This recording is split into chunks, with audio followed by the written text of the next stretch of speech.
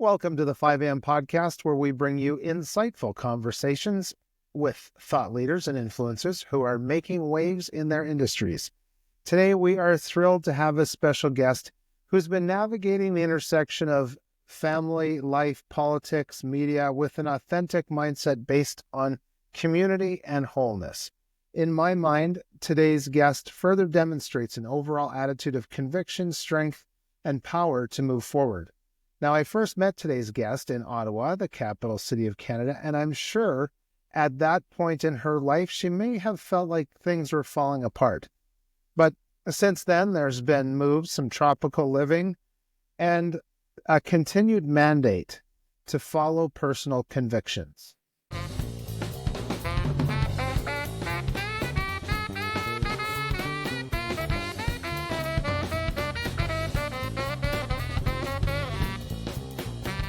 Kristen Nagle, you are an impactful person. Welcome to 5am Podcast.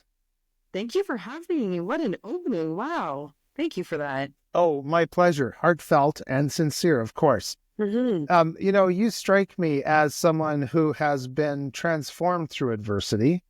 So thinking back to your life, let's say pre-2019, 2020, if you could, go in a time machine and talk to your younger self and her husband, what advice would you give her? Around that time. I was going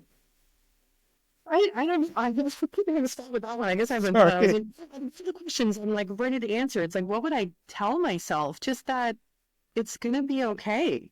Yeah. It's going to be okay. I think that's the biggest piece is it's going to be okay.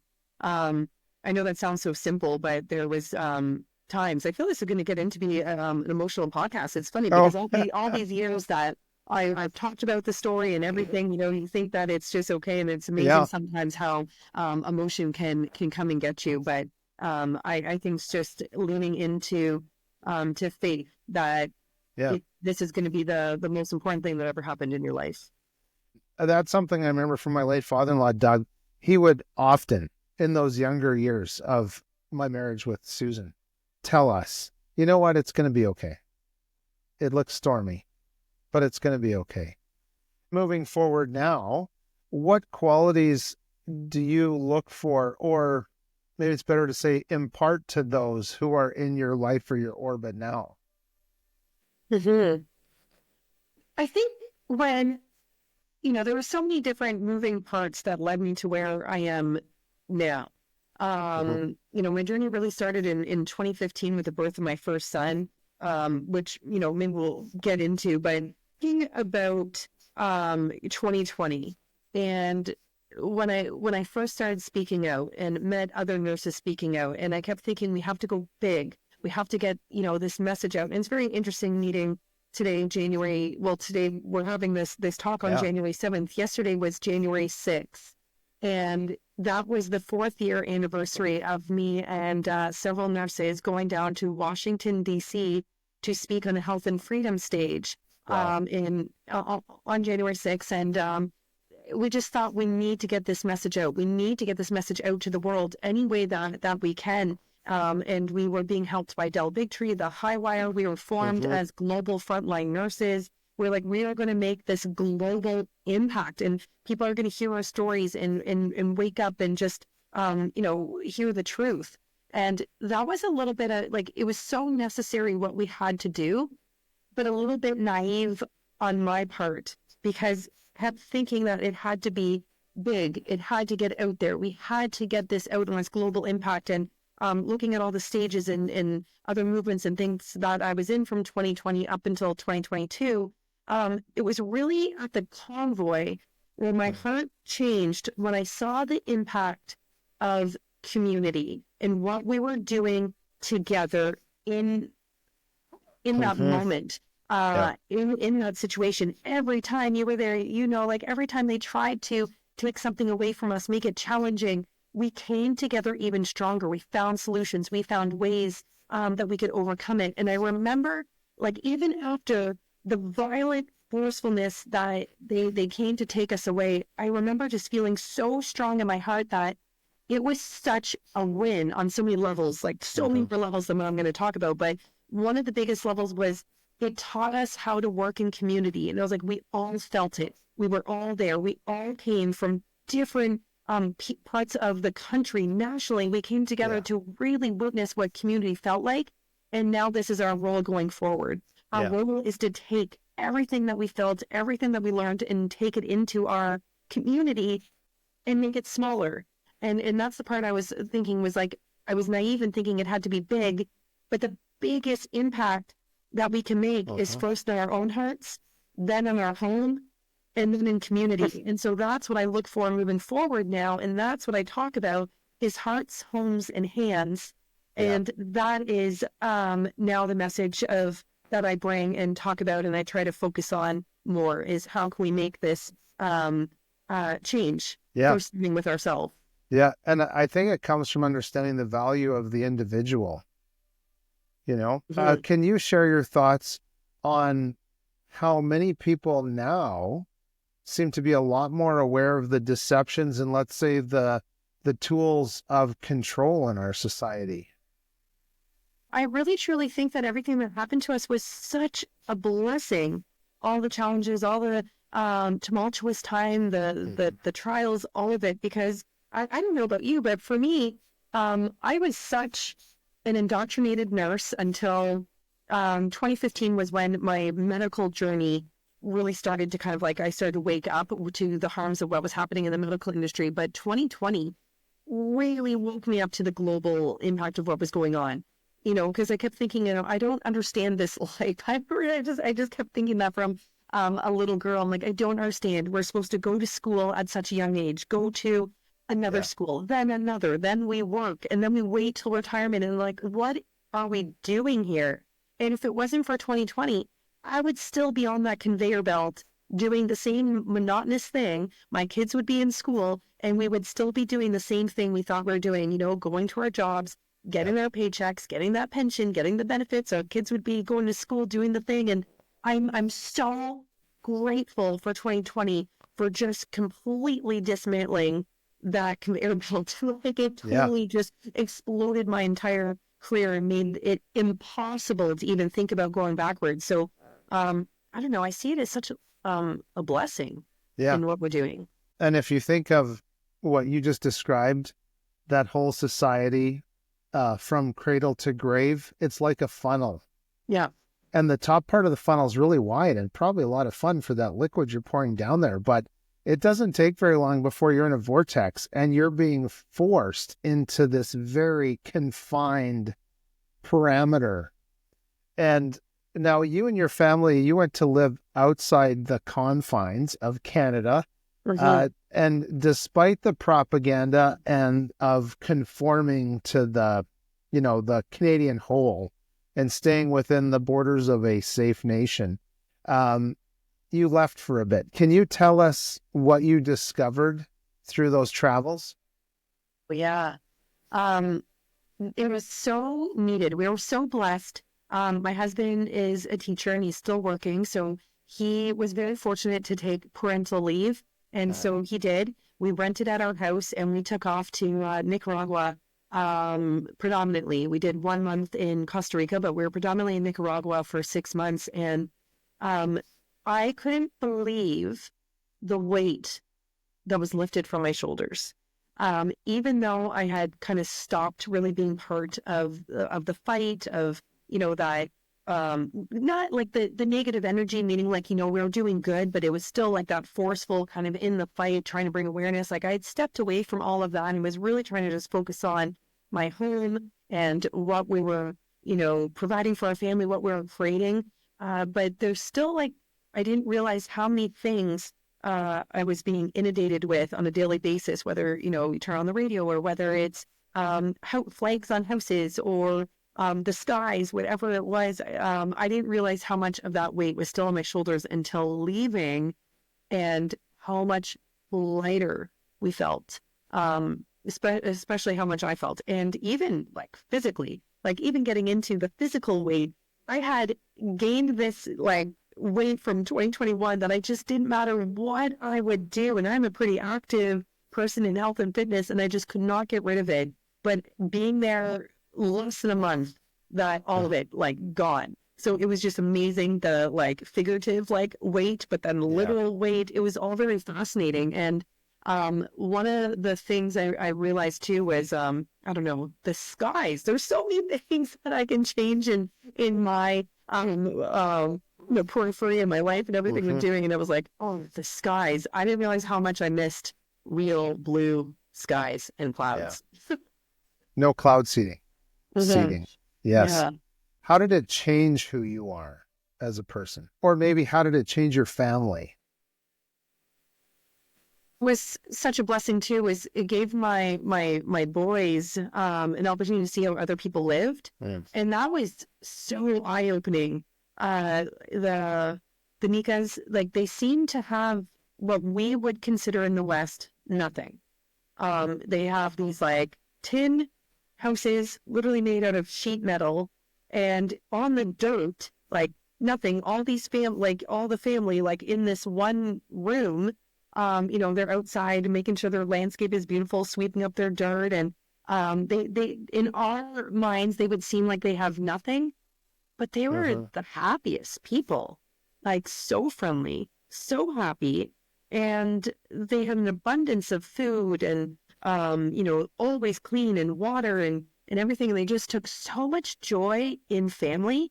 That was another big eye-opener, is what we realized too. Oh my gosh, did they ever love babies and children? My baby girl was just so loved.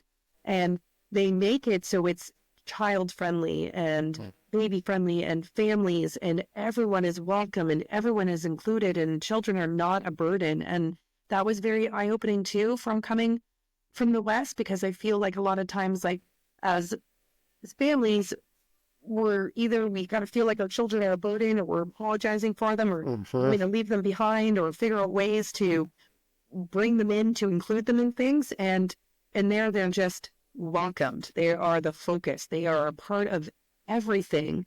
And so that was really, really eye-opening and heartwarming to actually feel what that is like to be in that kind of environment.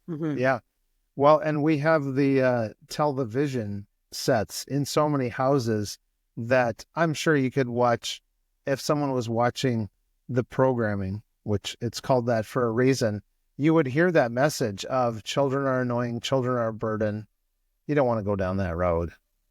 And so thinking back to that time, what would it take for that life essence you found in the lives of the people living in those tropics back to Canada? Bringing that life essence that we felt like from the tropics, bringing it back here. Yeah, it sounds like there's a real sense of community. A huge sense of community. And if I'm being completely honest, it was such a struggle for me coming back. I felt that weight again, just that heaviness. And so it's been a really big lesson for me in being back. Also, I have complaints about our current house and all these things, and construction everywhere. I just found myself really negative and really complaining about all these things that are in my surroundings right now. And I had to go back to, like you said, how do I bring that essence back that we felt, and why did things feel so good? Why, what were their lives like? What can we do and how? And so it's been interesting because I've actually had to put that into practice, especially relying more on my faith. Because I'm like, no, this is all in my head. This is all thoughts. I can choose to continue thinking this way, or I can choose to change it. And going back to, our bodies always tell the truth. Our bodies will never lie to us. Once we move back into this house, that weight that I couldn't lose prior to Canada came right back. And I was like, I know this is like emotional. I know it's connections. I know it's all the triggers. So I've had to really rely on my faith and just know that joy can be, is accessible to all of us at any time, time. And then moving into that thankfulness, into that gratitude of like, thank goodness we have this house this roof over our head. Thank goodness my boys can walk around the corner without us to our friends, you know? Yeah. We live in a small house and you're going to hear all my kids in the background. Like, but I have been working on this last, recently, because we just came back in September. So the last couple months, really shifting every mindset and perspective and bringing, like you said, that essence that we felt. Yeah. Well, how can we feel that anywhere, wherever we are? Right. And it really does sound like it is an essence. It's some sort of life force that we don't have here. We had some friends that came back from an extended stay with their family in the Middle East. And what they described about being outside the confines of Canada was such a dramatic change to their family, impacting their 4-year-old, impacting everything, every aspect of their life. And then they described, well, we came back to Canada and it's like so many things just glommed onto them that had been like, you could say obliterated off of them. So speaking of children, how did that travel to and then back into Canada impact your boys? Yeah, you know what, they loved it their time away. And they were, you know what, I'm going to start with Adley even, because we noticed such just an amazing change in her. And we thought, oh, she's missing like a whole winter season, like 6 months from when she, like, you know, I say 6 months winter, but whatever. Yeah, totally. Cool. Yeah, I get it. But I mean, we went there. She was about 9 months, and she got to be free. Like wow. She was just like, you know, diaper, no diaper, jungle baby. Just she got to explore steps, the grass, like swimming. Like she just totally explored. Like her motor development was so incredible. Just being able to outside every day. We were all outside every day. The sunshine. We went to bed with the sun. We were up with the sun. But her skills and her motor development, because of that exposure of just being completely free, was amazing. Then with the boys, they got to be boys. That was one of the things I knew I wanted to come back to. They got to just be wild and they got to explore. Like, for example, there was this one place we went to, it had a water slide. You know, this is going to sound really silly, but it's really it made me think about so much about what's going on in Canada. There was no lifeguards. They just got to go, you know, they were climbing up the slide, going down the slide. Some people would put their feet over top of the slide and people were going under. Like, they just, like, you know, you choose your own adventure, play at your own risk, like, be aware of your body and safety standards. But they got to just play without all the rules. And that was something that I realized talking about the difference of Canada and being away. Yeah. Yes, we experienced all the rules from 2020 and beyond, but being away, I didn't realize how many rules they have over every aspect of our lives, to the point where I think that's also why people don't know how to think. They don't know what their standards of safety are, what their limitations are, what they're capable of doing. Because I was like, everything we do in our daily lives, there's a rule, a policy, or someone telling us what to do and how to do it. And there, it's just, you actually just have common sense and you actually become aware of your body or whatever it is that you're interacting with. I didn't realize how much rules really like come down on us here on every aspect of our life. Yeah, it's true. And when we think that here in Canada, like 24%, maybe 25% of Canadians work for some level of government in our nation. So if you think of like the number of adults who actually have full-time jobs and work, and you think that is actually an enormous number who work for entities that their sole job is to come up with rules or enforce rules or take your money to pay for rules or other things like that. So what is your advice to families having a desire to go beyond the confines of the normal or communal expectations here in Canada? Yeah, is to do it. Yeah. And it's something that we've been really thinking about too. It's like, well, how do we bring it back to Canada? We are very fortunate where we are in London. Ontario, we have a very, very strong homeschooling community that does things very differently. We go against the grain. We're all very supportive of each other. The kids have great friendships through it, and they get to be feral and wild. Every Thursday, we meet in a different forest around here, and they just play freely outdoors. And so I'm so blessed and fortunate to have this here. And so I think for other families, if you're thinking about it, then you just have to do it. I mean, nothing is ever permanent. That's also one of the things too, right? Just get that experience and try. I mean, we rented out our house. We had somewhere to come back to if that's an option. But I mean, you spend so much time wondering and waiting and the what ifs. And the what ifs are just a slippery slope to despair. They usually don't do anything good, but it's take advantage of the thought and show your kids another way of life. And I've been thinking about that a lot is, I don't think we're meant to live this way in the West. It is a trap. So like trying to figure out, do we dismantle it here? Do we figure out a way? Do we find our communities and just completely change it while we're here? Or do we find the places that know how to live? Yeah, that's right. It's kind of like we have to stay away from the heavy Ds: disappointment, despair, and discouragement. Yes. And a great way, of course, is faith in Jesus Christ, but also just community and people, and realizing that we don't actually have to fit into the confines of that funnel. Like, you can actually find a community and take your children out of the big brick walls that teaches them to be worker bees. Absolutely. And can you talk, and probably a lot of parents would already have the answer for this, but can you talk about how your children changed from being taken out of a school system into a much freer environment? I can't really speak to that because my oldest was 4 years old. It seems crazy to think that because he was 9, but he was 4 years old when everything happened. So he had 6 months experience of JK. Oh, okay. So I don't know. Homeschool was never something on my radar. But it happened back in 2020 and we never looked back. Yeah, that's great. I certainly remember going to this small Christian school in Manitoba, and one of the things we got to do was go play in the forest. I think the teachers were tired of having us or something, and there was bush close by.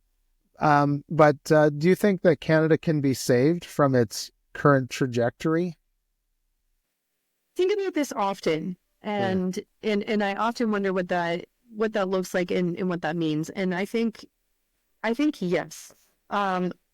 Do I see it? I'm trying to see if there's something there. I was going to read it. Do I see it happening anytime soon? I don't know. It's going to go back to people having to create their own communities where they feel safe to live life on their terms, where they have the support, the encouragement to be able to do that. And that's going to be that trickle, that ripple effect of being able to do that. That someone wrote, and I thought I left it beside me. It's this really powerful word on Canada.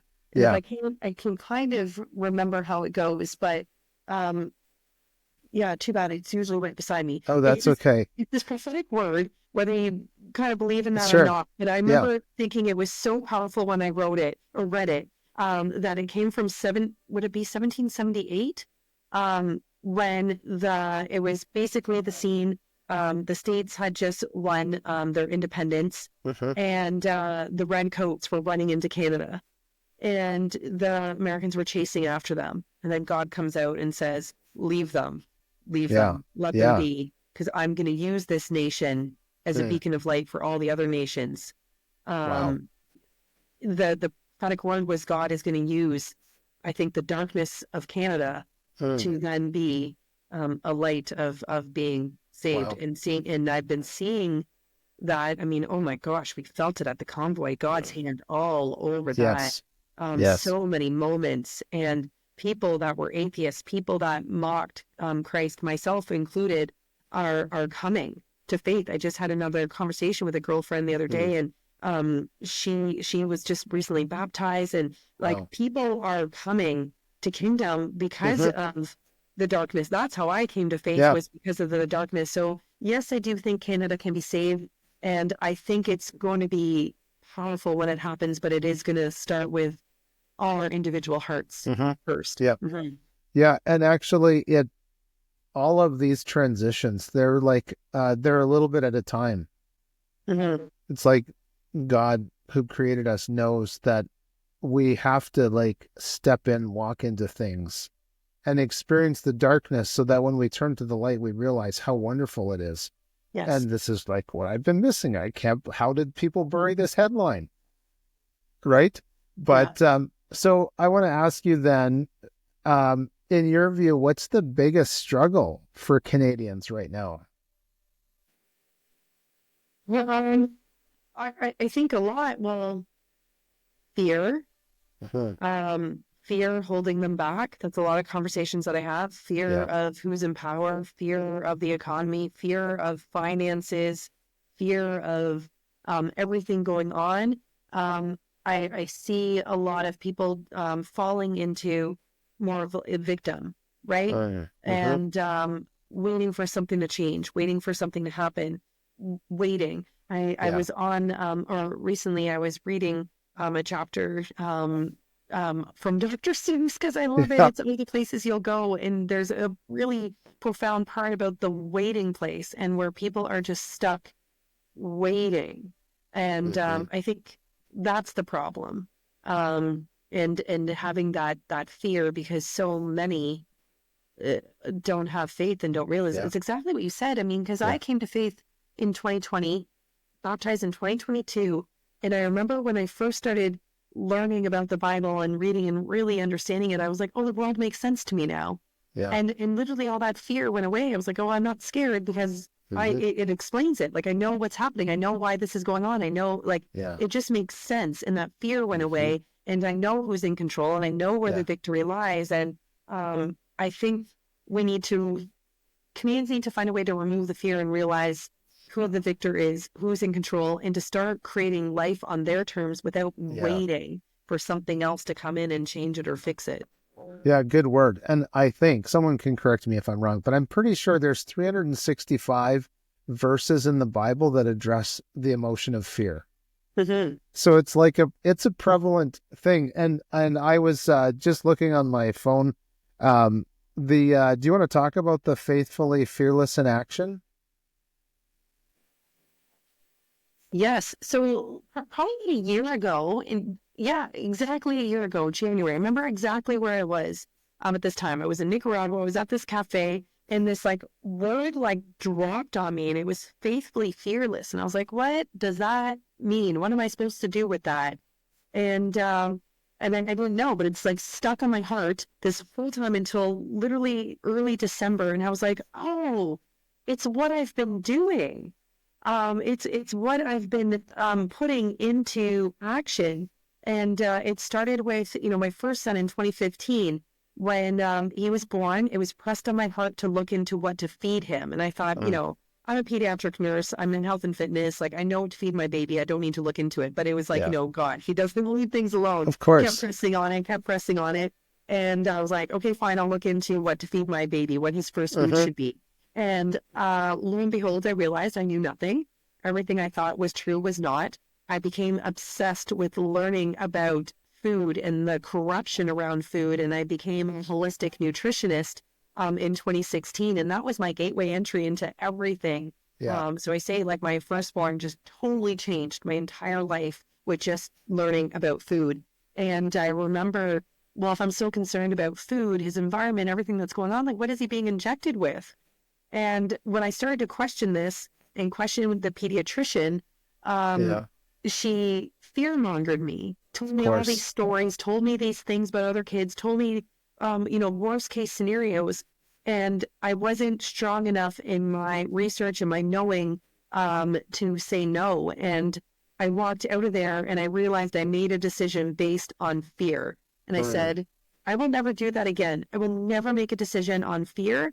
It's either going to be a convicted, yes, this is what we're doing, or a convicted, no, but never again will be in fear. And that was my first kind of realization of how to capture fear, how to remove it, how to face it head on, so it disappears. And that's what I did. I faced all the childhood illnesses face on, what's the worst case scenario? Are there treatments? What happens? How do you get it? Like the history of it.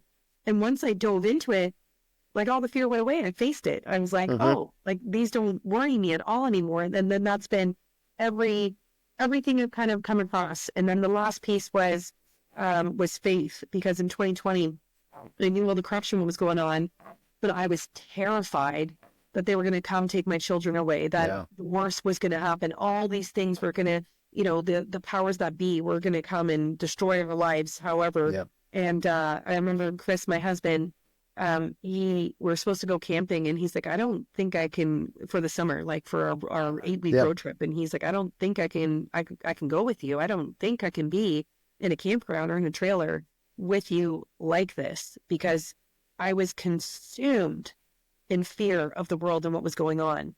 And I didn't know what to do about it. So I reached out to a girlfriend who I knew had strong faith. And I said, you know what's going on in the world and you're not scared. So please tell me why. And that was the first time she poured her heart onto me about Jesus, about the gospel, about, the good news. And that was it for me. So that's where the faithfully part came in, faithfully fearless. And so now my mission is to help people face their fears head on and bring in the faith aspect as well to back it all up. So that's a long story for where faithfully fearless came from. Oh, no, it's great. And it's a great story because it's authentic, and it's actually not just your story, but so many other people that have gone from darkness to light. So maybe you could talk a little bit about changes that you've seen some of your peers making. With coming to faith, or just... just in general, realizing the winds of change, maybe just their appetites changing in life. Yeah, just I'm seeing those that are already just, they're kind of hopeful, excited, like the ones that we're surrounding ourselves with, just have this whole hope for the future, for what we're doing, for where we're going, because we're not relying on the old. We're in this whole phase of creating, of seeing what's possible, of seeing what we can come up with. I'm seeing, all sorts of alternative schooling pop up, all sorts of different resources for educating children, whether at home or whether in pods. Like the whole education, what is being created for children is phenomenal. Then you have all these resources for now. People are turning back to canning, preparing food, dehydrating. And I love foraging. I'm a big forager in foraging season. So getting back to plant medicine, realizing that everyone kept complaining about the government coming in to take away our supplements and everything. But it's like, but if we actually got back to the basics and understood that our body is always wanting to heal, and we have been provided everything by God, everything is around us, we wouldn't be worried about these bills because my cupboard is full of, tinctures and salves and plants and teas and plus I just trust the healing abilities of my body. It's like, we wouldn't be scared if we had these tools. So, and then financial security, all these new things, and barter it. And so I guess, and then the faith, of course, believing, there's just good that is coming. And when you have that hope and you believe in that goodness, then there's so much power that comes from that. And it's life-changing. It's a change of mindset. Yes. And where attention goes, energy flows, as has been said. So one of, it's another F word connected to fear, finances. How has your perspective changed when it comes to finances? Yes. That was another fear I had to take head on. I had lost my career. I'd been out of work for 4 years and thought, and then tens of thousands of fines. Like it had been a total of $100,000 worth of fines. And just thinking, how are we ever going to get ourselves out of this mess, the debts, like all of it. And I was like, okay, this is another fear that needs to be faced head on. And I have a friend who, created her own business for finances. She's a CFO, and I found partnered with another company that works, gold and silver. And I thought, okay, I need to take action. if we're ever going to get ourselves out of this, I need to look at my budget. We need to look at our spending. We need to look at this and actually face it instead of ignoring and just, what I used to do, money in, money out. And just, so it was like, okay, I need to actually face it. So I'm having a lot of conversations with people that are ready, that this is a big fear for themselves as well.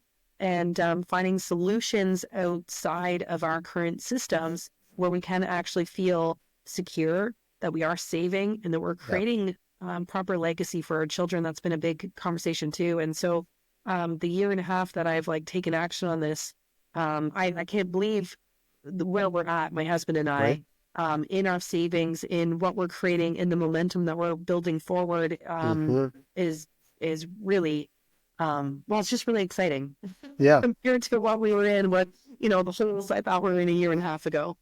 Yeah. And it really speaks to, whether it's the food thing, you were talking about the disaster at the pediatrician, and taking that ownership over food and over emotions and over finances. And, we have to remember that they hide things in words, the powers that be, they call it currency, but we don't think in terms of energy flow.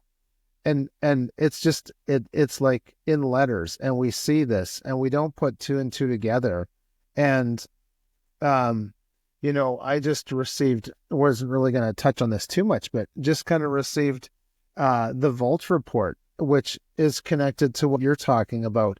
And so when people take ownership, and maybe it starts at food, maybe it starts at educating their children, and eventually that practice of that coming together of a good community that is actually not based on self-interest, but on communal interest, we realized we can apply that same intention from food and health and the idea that our body can heal itself. It's fearfully and wonderfully made. Exactly. And as my mom, she was a nurse. No one will sleep any better knowing this. For her whole entire working career, she was a nurse and very much into holistic practices. And fortunately, a huge amount of bone broth was drank in our home growing up, far more than we wanted. And that intentionality of health and what you put in your body, what you put on your skin, and even the fabrics, where this is a huge rabbit trail. But it also affects our finances. Yep. And if there are some younger moms or dads watching, and they want to work with their spouses and their close friends to rise above this attention grabbing, force that's around us, what advice would you give them? Definitely in a partnership. That's really interesting to put it that way too, because I remember the first time my husband and I were kind of struggling with our finances. We had bought in a home maybe a little bit too far out of our means. And not only that, it was a new house on an old lot. We ended up getting double property tax for a whole year until they sorted it out. And we're like, we just couldn't keep up. We ended up having to rent out the basement to students. It was just not what we had prepared for. But that was the first time we had joined our bank accounts and came to and actually came together. We had been married for several years, but it was something I never really thought about doing. It was always kind of separate. I make my money. This is mine. You make yours. This is yours. And but when we faced this, it was quite a troubling time. It was the first time we really came together, and even as a married couple, I'm no, it's ours. Yeah. And it's been really interesting doing that, because it has helped us out significantly, and especially realizing the importance of that over in, from 2020 when I lost my job, was, boots on the ground fighting. Now I'm home with the kids and homeschooling, and oh my gosh, if we didn't have that, it would just have I guess nothing. I don't know. It's just really interesting. So as a couple really coming together and really joining, we say our vows, we say that we're coming together as one, but I truly believe that means everything. And when we joined our bank accounts, it made such a huge difference. And I know that's probably not quite the answer to your question, but it made me really think of the first time that we really thought about that as husband and wife and our finances. And now where we're at now, like, you talked about the vault report. This is something that we're doing together, as husband and wife, as a family, as we're saving. Our kids are involved; they're a part of it, and we're doing this whole thing as a family now. And it's it's just truly empowering together. Yeah, and you see that once things start clicking together, it's like a force that just brings other components of life into it as well. And you talked, I know you had some social media posts when you were traveling about using silver as sound money, let's say, sound money for transactions. Do you want to talk about how that came about? Because that's really interesting to me. Yeah, well, it's really awesome. So that's one of the really exciting things that what intrigued me the most when I said yes to this private membership, and I grabbed this membership, was the ability to use the Sound Money wallet. And it's all backed physical gold and silver, but it allows this ability to transact amongst each other with this ability to gift between friends and family. And I believe, everyone, that's, part of it are our friends and family. So for example, we have a friend, we shared a cab with them instead of, giving them, giving us fiat cash, which is trash. They're able to send us a fractional amount of physical silver, just $13. And I was able to gift someone some fractional amounts of silver for something that they had given me. And it's just this beautiful, beautiful opportunity that we get to, I'm just trying to be careful with my wording here. Of course. Totally get it. Like stumbling, but this ability to gift a member to member through this platform is just huge, huge. It's just incredible. Yeah. It's almost like if somebody comes and helps you with something, you just give them a gift for helping you. And that's kind of the idea. And I know we both know who have some mutual friends who have a great barter company that's being established.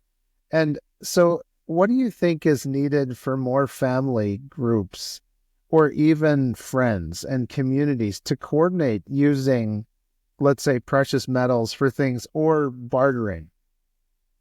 I guess the awareness and education, because some people, I think it's also, you talked about mindset and changing our mind, and we have this deep programming, right? Like that we trust the banks, that we've been using debit cards and all that for so long too. I mean, that's kind of crazy when you think about it, but I mean, that's what's trusted. All these things, cash, you hear the term cash is king, like cash, use cash. And and I think really it is a total mindset shift. And I know even when you're aware of what's going on, like anything else in health, education, we have to deprogram our old beliefs and let go of that old messaging and paradigm to move into this new way forward, where there's things like barter, where we get to actually come together as a community and transact our items together through, why not get back to bartering how they used to? And same thing with silver and metals. It's really amazing in our community. It's really starting to kind of take off. We have a couple vendors at our farmers market that love to get paid in silver ounces. And so we've been blessed to have that ability to actually go to our markets and actually use real silver for goods, real money. It feels good. It does. And there is something like, it's not, okay, so we just have like our plastic credit cards. I was paying for cash with cash, speaking of that, at the grocery store. And the lady was like, oh, okay, sure. Yeah, you can do that. Okay, so that was just the going from plastic to cash. The point that I was getting at with mentioning that is there's no weight to it. And Yes. it's like it can just blow away in the wind. Currency, it just goes with the flow, and it almost is like it has no substance and it's a put up job. But when you have the opportunity to hold a silver coin or a gold token in your hand and you feel the weight of it and you think, wow, I feel like this actually puts some value on what it took me to earn this. Yes. And I don't know if you want to talk about that value of feeling like you earned it. Hmm. Yeah, there is something to it. Like my kids get it. I was trying to see if I had any around me right now. Okay. But I think I put it all away. But there is like when you feel it, it's like yeah, that weight to it. Like it feels real. Yeah. Versus when you pull out our Canadian money that is now plastic and Hmm. everything, it's just like it's monopoly money, right? But when you Yeah. have that silver, when you have like the gold, like you mentioned currency, but Yeah. I think you were talking about how it's like energy flows or that Yes. it's currents, but there is a specific energy that does come when you hold real Yeah. money, that silver, Yeah. that gold, and it's tangible, and you're like, no, this feels good. Like this is real. Like it gives you that sense of accomplishment. Like this is something. This is what we should be striving for versus Yeah. the paper plastic money now. Now Yeah. like it's plastic. It's crazy. I know. And I think it was a dime that I had was sticking to a magnet. And I was thinking, well, there's nothing noble about this dime. Like noble metals don't stick to magnets, if I remember that correctly. Yeah.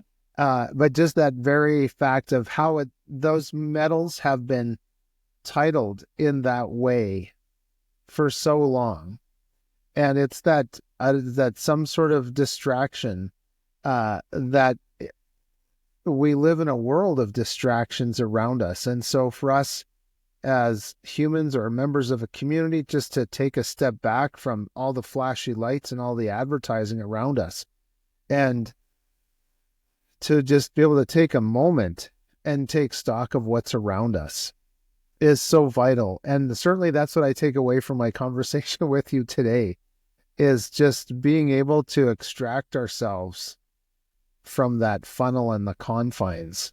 Yes. So, Kristen, tell us how we can get in touch with you.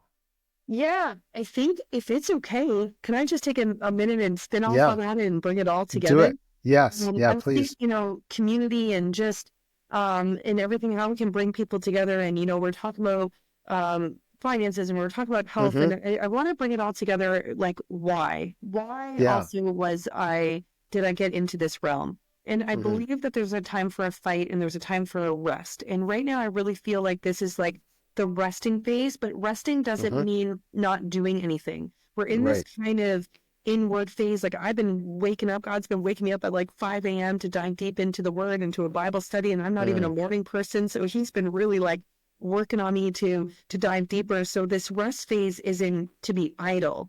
It is to work on our faith, Mm-hmm. physically getting fit. It's renewal. It's coming together. So then we will be ready to Yeah. stand when it's time to fight again. We're rested, we're renewed, we're sharpened, Mm-hmm. we're stronger. The Mm-hmm. foundation has been set, and we're going to be steadfast and unwavering. And so when I think back to 2020 and 21, so many people didn't think they had a choice. Yeah. And I don't know, I guess I was called upon along with several others to speak out early on in 2020. It was just, I couldn't stay silent. And I knew I Right. was going to lose my job. I knew that whole career was going to be gone. And I was like, I couldn't. I was like, well, I just had to have faith that it would sort itself Yeah. out. But I know so many people felt they didn't have a choice. And I know this because they messaged me all the time telling me that they didn't have a choice. I had bills to pay. I had a mortgage. I have kids. I have a family. I have this. I have that.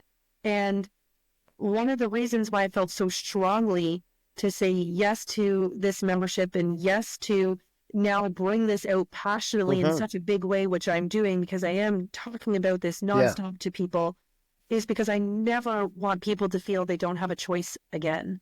I Yeah. never want people to feel coerced into doing Mm-hmm. something that they didn't want to do, especially something that is life-changing and life-altering that they can't take back.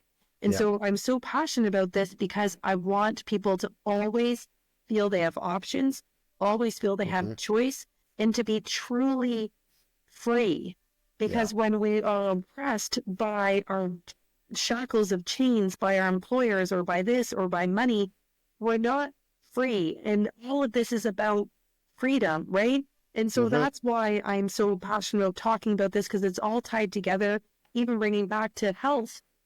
If you don't have the means, to buy the food or to do, the healthy things, or, I work in the birth world and people are unable to hire a traditional birth companion. So they're going with government funded midwives, and then they're fighting their way through their care because it doesn't align, or, maybe they want alternative, care for a health issue that they're experiencing, but they can't afford it. So they go with government funded care that doesn't align with their beliefs and values. So I never want anyone to make choices that don't align with their beliefs and values. So that's where the financial part comes from, because I think so often in life, and I know this is a programming for me, it was, money's the root of all evil, money is bad, or you don't talk about money, or you don't do this, or everything in life that brings you happiness is free. And it's like, but no, we live in a monetary world, and right now it's still the piece that we need to transact to have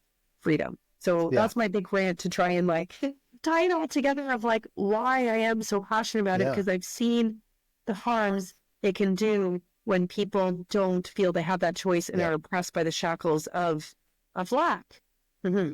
That's a perfect way to put it. Perfect way. And I know we could continue talking.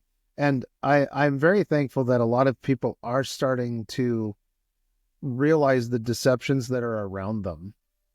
And knowing that if there's a big list of ingredients on your food box, or if there's a pamphlet that is a couple of pages out of a notebook on what could happen to you if you take this medicine, people are realizing there's a different path. And it's wonderful to hear what you're talking about, because that's the key to people being able to say no when things come their way. And, we hear the marketing in certain areas of when you can say no, and no means no, except for when the government needs you to do something. Yes. That's the only time that rule does not apply. We're telling you there's a rule, but not now. It's not now. So is there something that we've talked a lot about what you're doing? So is there something that your family is building now that you haven't talked about, or that you want to get into a little more specifically? Well, we're building our own options in freedom through creating legacy for our children. So we're doing that, by saving assets, by gold and silver, through a reputable company that also offers an option of referral commissions as well. And it's beautiful, because now I can contribute back to the family income. We feel creating that lifestyle of freedom that we want. And I know freedom sounds kind of cliche, but really it comes back to just having choice of options, where we live, how we live, what we're doing with our kids, what kind of life we're setting up for them. Because look at the economy. I mean, the house that we live in now is not at all what it could be sold for. And so, as a starter home, it is crazy. So what are our kids being set up for? And I don't want them to ever feel oppressed by an employer, to ever feel trapped by this country, because that's what they want you to do. They want you to feel kind of trapped and on that conveyor belt I talked about earlier. So we're creating an entire differently lifestyle, not just for us, but for the kids. They are so involved in everything we're doing, so that I don't ever want them to feel chained. Right. Yeah. That's perfect. That's a great way to frame it. I was thinking about that. There's that old song, Me and Bobby McGee, and it has that lie in it of saying freedom is just another way of saying nothing left to lose, I think is how the song goes. And so it's one of those lies that's not what freedom is. Freedom is actually being able to stand your ground and say no. Yeah. I do not want to have what I have or my family has, our values or possessions. We don't want to be separated from them. Yeah. And so freedom is being able to say my children are healthy because they don't have X, Y, and Z, or we don't feed them words we can't pronounce. Those are like very tangible steps of freedom, actually, is being able to say, I can't pronounce it. We don't eat it. Yeah. It just, like the color blue should not be, I don't know, it has a name attached to it and a number. So if you get blue from blueberries, fantastic. But if it's coming from petrochemicals, Yeah. no, we've totally derailed and gone down a rabbit trail. But so I'll circle back. I know our viewers, they can go to 5ampodcast.com. And we also have another web address out there of myinstantgold.com. But tell us how people can get in touch with you, Kristen. Yeah, you can find me most active on Instagram. Okay. No, it's a meta platform. That's where I am. Good. It's okay. Comfortable with it. It's a tool. _Nagle. Also have a website, KristenNagle.ca. Those are the two most active places you'll find me right now. Good. You can join on my newsletter, send out something weekly, whether it's a recipe or a health tidbit or something going on in our lives, and yeah, look forward to connecting with you with all you further. Yeah. And so to our viewers, if you've connected with what Kristen is saying or what I'm saying, please reach out. There's no shortage. There's no shortage of conversation, ideas, community. And that's one of those other lies. We'll have to touch on that again some other time of all those things. Kristen, thank you so much. It's a pleasure as always to chat with you. Thank you so much for having me. In perfect timing, baby girl's trying to come through the door. So okay. Thank you for having me. Little divine intervention. So yes. and to our viewers, thanks again for watching 5Cast. Please share this conversation with your friends and join us and join Kristen on social media for more helpful information. And we appreciate you taking the time just to listen on this conversation. We'd love to hear from you. So thank you very much.